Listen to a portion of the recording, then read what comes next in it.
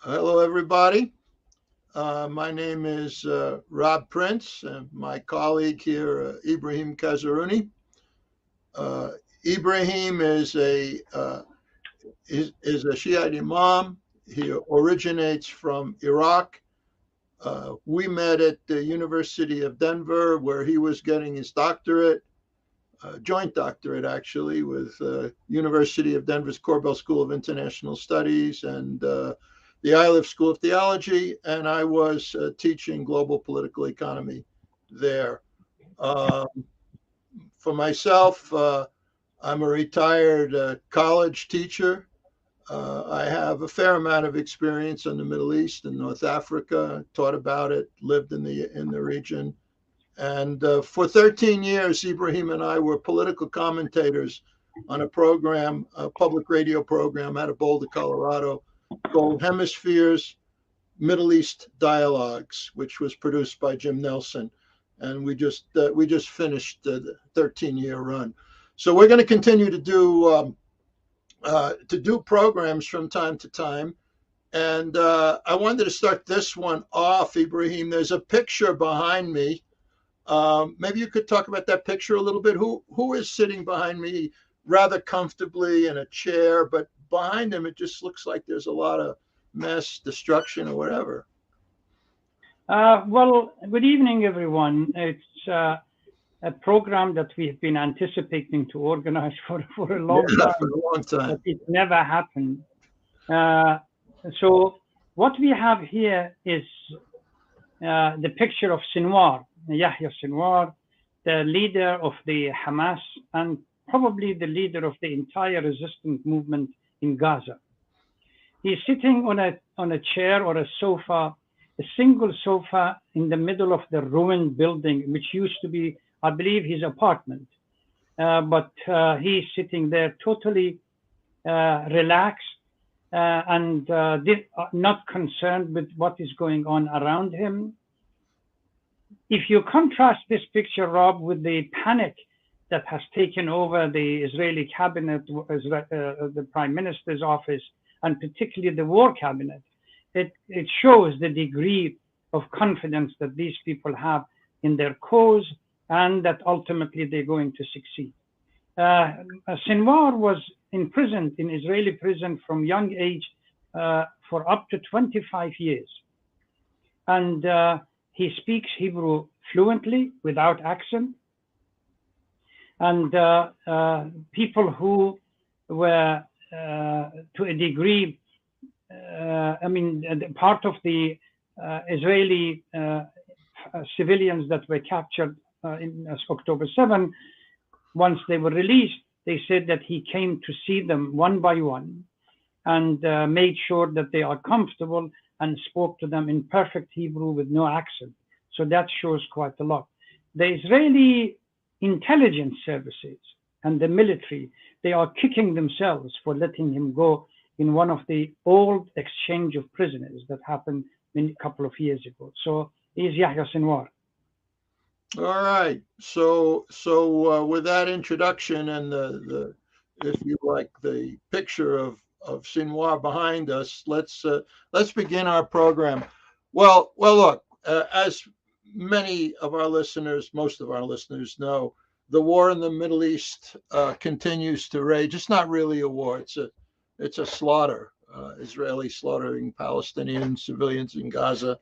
Uh, Considered a genocide, and we consider it that too.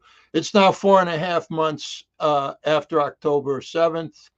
Not only does Israel continue this genocidal campaign against the Palestinians in Gaza, but elsewhere in the region, in Lebanon, in Syria, Iraq, and at the entrances to the Bab el Mandeb Straits of the Red Sea, fighting continues.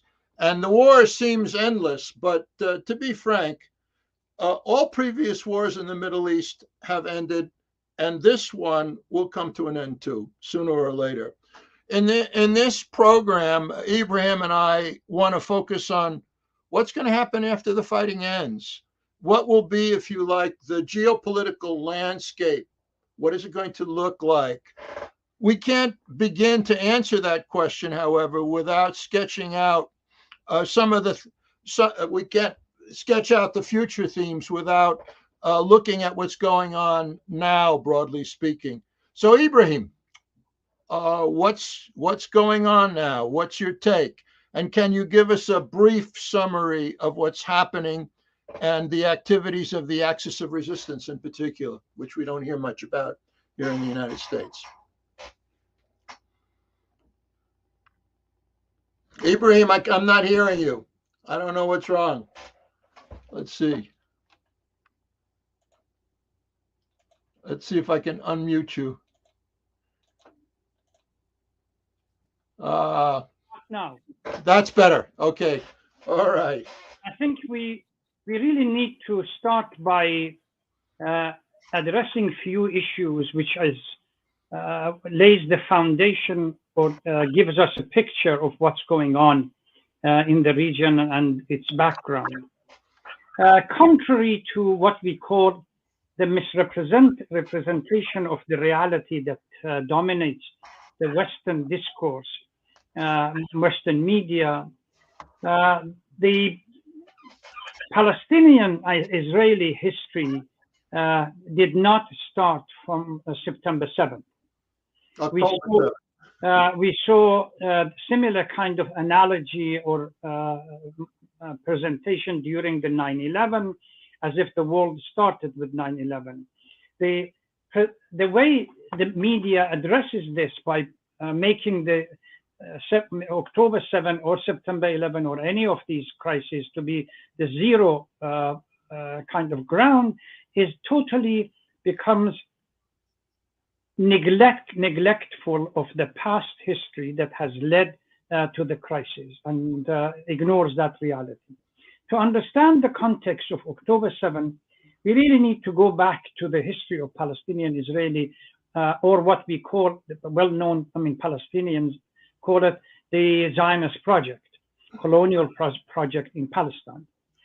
75 years or so, and understand the magnitude of the tragedies that befell the Palestinians, the genocide, the ethnic cleansing, total destruction of many Palestinian villages, cities, culture, civilization.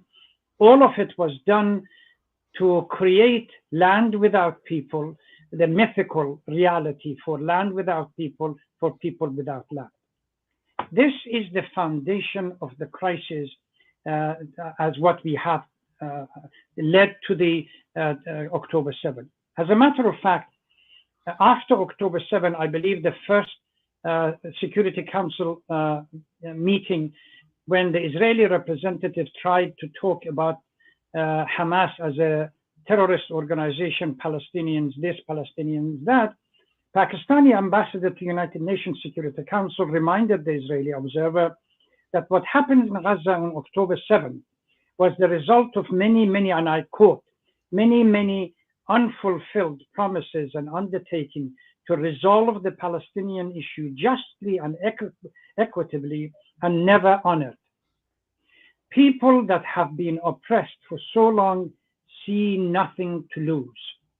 So the basis, if we want to understand what happened in October 7, we really need to go back in history and understand properly, not the narrative that the Western media is trying to present, is understand the real realpolitik of what's going on.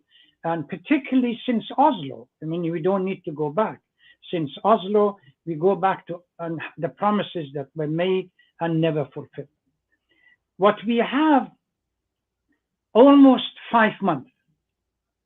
Today is 147 days, another 2 or 3 days becomes 150 days, 5 months since that day, that has had huge ramification, both in terms of the Palestinians and the Israelis, the region and globally. Those who want to understand, even strong supporters of the Israelis and the Zionist project, somebody like Thomas Friedman, in an article that he wrote for New York Times on February 27th, I believe, he identifies the 3 major consequences of the October 7 for the region, for the Israelis, for the United States, and for the Palestinians themselves. And he concludes, October, I want to, just before I get into this, one of the things that we immediately began to see in the Western narrative is that Israel has the right to defend itself. This is something that we have constantly heard in various Western media. Yeah. As a matter of fact, by United Nations Charter, it's the occupiers, the occupied, that they have the right to defend themselves, and the occupiers have the responsibility and the obligation to terminate occupation.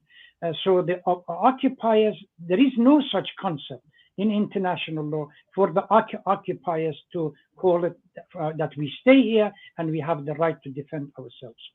Although this narrative was used by all colonial powers, the French, the British, the Germans, the Dutch, when they were colonizing other people, and if somebody rose against their colonization, they massacred, they committed act of genocide under the pretext that we have the right to defend ourselves.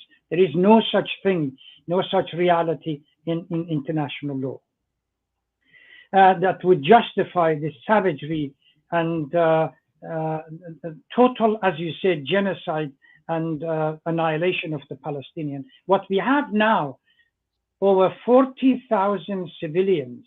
United States admits, the Secretary of Defense a few days ago admitted in the at the House that over 28,000, but it's over 40,000 civilian lives, mostly women and children and sick people that have been killed, as well as over 100,000 people that have been injured. How many of them will die in the light of the absence of medical team, hospitals, and so on? Only God knows.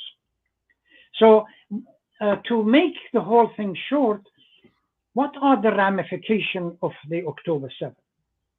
On a global level, Palestinian issue and their unjust treatment has never had such a widespread exposure than it had after October 7th. George Galloway, I'm sure you are familiar with him. He was in Denver a few years ago when I was there. And he was again re-elected as a member of parliament yesterday. And in a speech, acceptance speech, he clearly underlined and echoed this reality that on a global level, the Palestinian cause and Palestinian injustice, unjust treatment, and the fact that there is a need for resolution of Palestinian issue immediately has never been accepted widely in the world. And at the same time, there has never been had fewer supporters for the Israelis on a global scale. And there are now a number of calls coming from European members of parliament for expelling Israeli ambassadors from various European countries, and for the recognition of the Palestinian as an independent state has become a universal issue. On a local and regional level, 7th of October has had a number of ramifications. I want to say this and then ask you, Rob, as a segue to your section. Okay. The 7th of October has united the Palestinians in Gaza, at least, and to a degree in West Bank, and linked them to what we call, that you aptly call, the axis of resistance in the region. Now they are becoming part and parcel of the axis of resistance. The Israeli government in the past and United States was trying to, through the process of divide and conquer, to separate these individuals into entities, and they are acting independently. Now, what is happening is that they are seeing themselves as part of a regional conflict with both Israelis and the Americans. And I disagree with a lot of things that Friedman talks about, but at least in the article of New York Times, he identifies this, that the longer this conflict goes on, the more severe going to be the damage to the image of United States and the regional image of the Israelis, both global but the regional image. And the strengthening, he calls it Iran, Syria, and so on, which we call it the axis of resistance, the strengthening of the opposition. So there has been a number of ramifications from October 7th. The Israelis never anticipated that, as they called, ramshackled. Remember in 2006, Rob, that we were discussing it at Cornell, where some of the professors, Jewish professors, called Hezbollah a bunch of hoodlums. They never expected the hoodlums or ramshackled individuals within Gaza that has been turned into the biggest concentration camp, constantly under supervision, will be able to pull such a stunt that literally stuns the Israelis in every aspect. And now we are beginning to see that at least the beginning of the consequences. Israeli economy, military, tourism, internal dynamics, severely damaged, and resignation of various political, military, and intelligence leaders. These are, they will have consequences in what we call the day the war comes to an end. Then, despite the tight control of the Israelis on the media, they are becoming clear that it's going to be, particularly if the inquiries are going to be established for what went wrong. You want to say something, Rob? Well, what I want to talk about is U.S. policy and what it's going through, and to introduce that subject very, very briefly. The way that often this war is described is, well, it's described as a war. It's not a war. It's a slaughter. It's a struggle between a colonial power and an anti-colonial power. The colonial power, Israel is an example of settler colonialism, and the colonized people are defending their rights for national self-determination. So there's that. The other thing I would add that people often forget, Israel is essentially a proxy of the United States. Israel is, if you like, the U.S. quote man in the region, which tries to enforce U.S. policy. And throughout the world, the United States prefers, when it can, to have a proxy. And what's happened to both. Rob, can I just interject? Sure. Can I just interject 1 second? I remember many months ago, I was checking Biden's comments earlier on when he was a young congressman. He said that if Israel didn't exist, we would have created one. That clearly underscores your point. Yes. People don't think about that comment, but that is exactly right. United States needs a proxy. So the notion that some people have that, the tail is wagging the dog, that Israel controls U.S. policy, that's really quite inaccurate. Israel is a part and parcel of U.S. Middle East policy. Now, having said that, U.S. policy in the Middle East right now is a mess. It's in chaos. The administration, in their own language, likes to refer to U.S. policy as controlled chaos. But I would say, I don't know that it was ever that controlled. And now pretty much the policy is out of control. And there are just a few examples that I want to cite to give a sense of the degree to which the U.S. is kind of losing the handle. And it's certainly, in terms of dictating policy, it's in trouble now. It's not even able to manage Israel.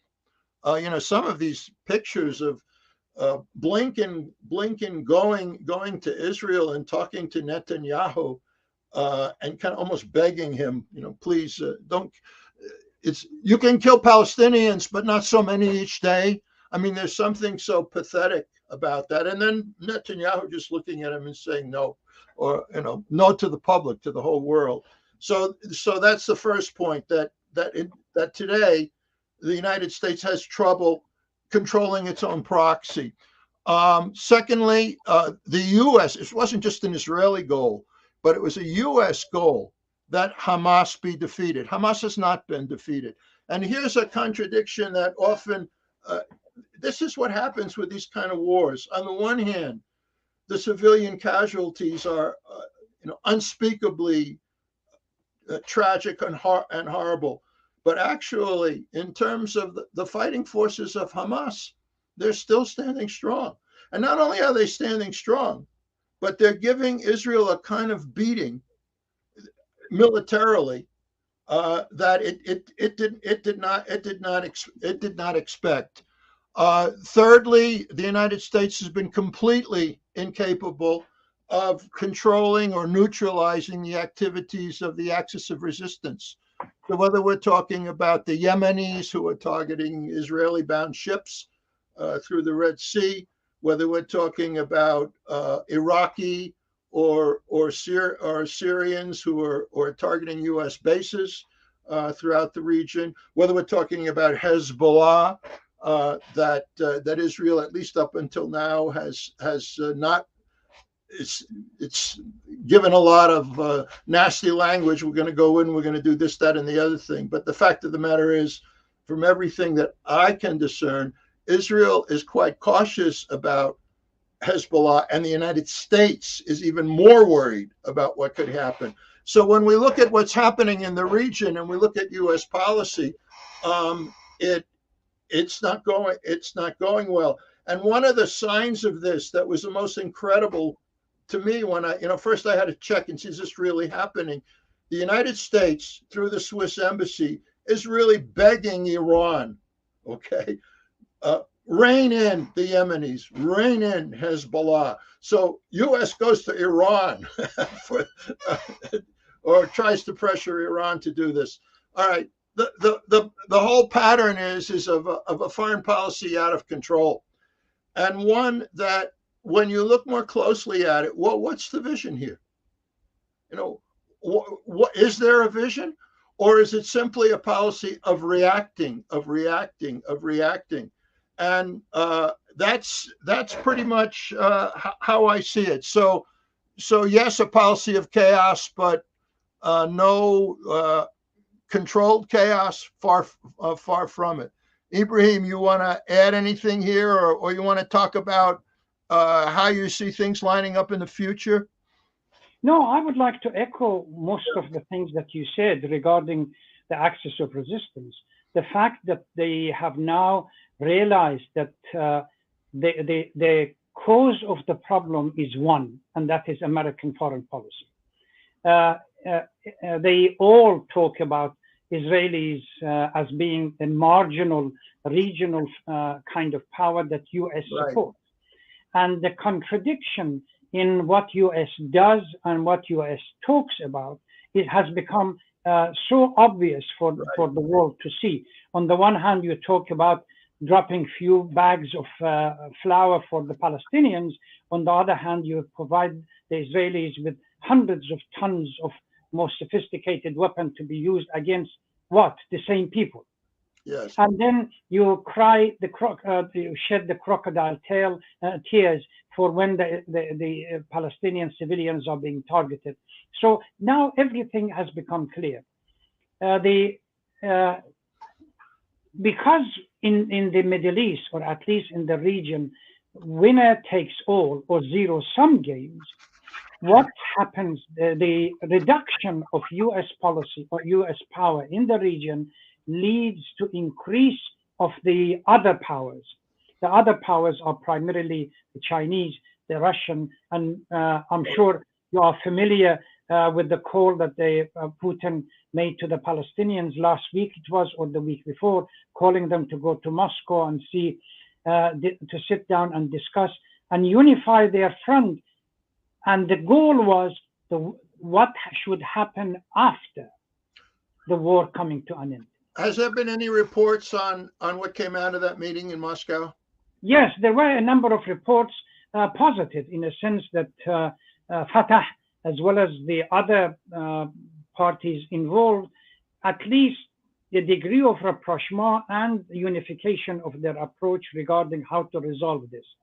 One of the consequences of October 7, in addition to the regional global issue, is the call for recognizing and for a two-state solution. And by the way, if you look at Friedman's article, Thomas Friedman article, the third point that he raises in that article, Israeli government and United States has no other alternative if they want to recoup some of the images that they have lost, to go and accept the reality and go for a two-state solution that will be equitable. And this is a call that's constantly going out by various representatives of, political as well as military, as well as members of parliament in various countries around the world. So they are unifying their approach to how they should pursue and press the issue of that the Palestinians be recognized, Palestinian state to be recognized as a reality. And at the end of the day, United States has no other alternative but to recognize the fact that their role has become reduced to a marginal power in the region rather than a dominating power. Yeah, and this would have consequences, don't you think, Ibrahim, in any kind of international initiative to resolve this conflict, to end the occupation? It's not going to look like Oslo, or it's not going to look like Camp David, in the sense that in those agreements, the United States really had a defining influence as to how it was going to look. But in kind of the changing balance of forces in the world, not just in the Middle East, there are going to be other players who participate in any kind of serious peace process. I'm not sure who they will be. I assume, though, that the Chinese, the Russians will have a certain role. There's no way for an overall Middle East settlement that's not going to include Iran. What's your take on? Do you have any sense at all of what a framework for peace negotiations would look like, or what they won't look like, how they'll be different from the past? Well, Rob, it's an excellent question. As far as Iran has made it clear right from the beginning that if there is a peace movement, or at least a process that would lead to a just and equitable solution to the Palestinian issue, and some kind of a state according to 1967, or whatever the Palestinians agree to it, Iran would agree to it. That's not an issue. And Iran doesn't need to be present at the table, at the negotiating table, if this goal could be guaranteed by the presence of the Russian, the Chinese, and Brazilian, or anybody else. There is no need for Iran to be present. The issue, even recently, we are beginning to see United States heeding to this call as some kind of a watered down agreement or consent for a Palestinian state that's not defined. Netanyahu flatly rejecting it. There is not going to be any state for the Palestinians, but the Americans saying some kind of a two-state solution that is undefined. But the Palestinians ultimately are the ones, if the peace negotiation for the settlement of Palestinian issue is to be organized under the auspices of, say, either United Nations or international body, that Americans become only one partner or one component of this team. I think the crisis for the United States is because it would lead to the end of the presence of United States in the region. Because the Syrian issue is going to come up. You cannot negotiate Palestinian right to exist without occupation and without Golan Heights. And the Syrian issue comes in. Iraqis have already tabled a resolution in parliament for the end of American presence in the region. So that has to be negotiated. The presence of America in Syria has to be negotiated. If these are to settle, literally you're going to have a region in which United States has marginal role in it, and it is very hard for a superpower to swallow this. This is why inability by United States to resolve the crisis in Gaza, because they immediately see the resolution of crisis in Gaza leading to other things that the Americans don't want to address. You want to say something? Well, Ibrahim, we've gone on for half an hour. We try to keep these videos to about that. So maybe at this time we could cut to the chase. Is there any final comments you want to make about post Gaza fighting right now? I have one or two things I want to say, but that's about it. So, well, Rob, I don't have. None of us. We have been talking about this. None of us have the crystal ball to precisely able to determine exactly what's going to happen. But there is a framework that we can use at least to predict, and that is the 2006 war in Lebanon. And the inquiry that was organized after 2006 war, in which the conduct of Olmert government and the Israeli government and its upper echelons of the military political kind of establishment were put under scrutiny, and the final judgment against them. That led to a huge number of resigning and resignation from Dan Halutz, the top of the Air Force, and up to the lower level Ministry of Defense, Prime Minister, and everybody else. I think Netanyahu knows that if the moment the war comes to an end, everything that has been kept under secret is going to open up. And if a kind of inquiry opens up, that will be the end of his political and life, and possibly will be put behind prison for various corruption that so far immunity of political place has kept him.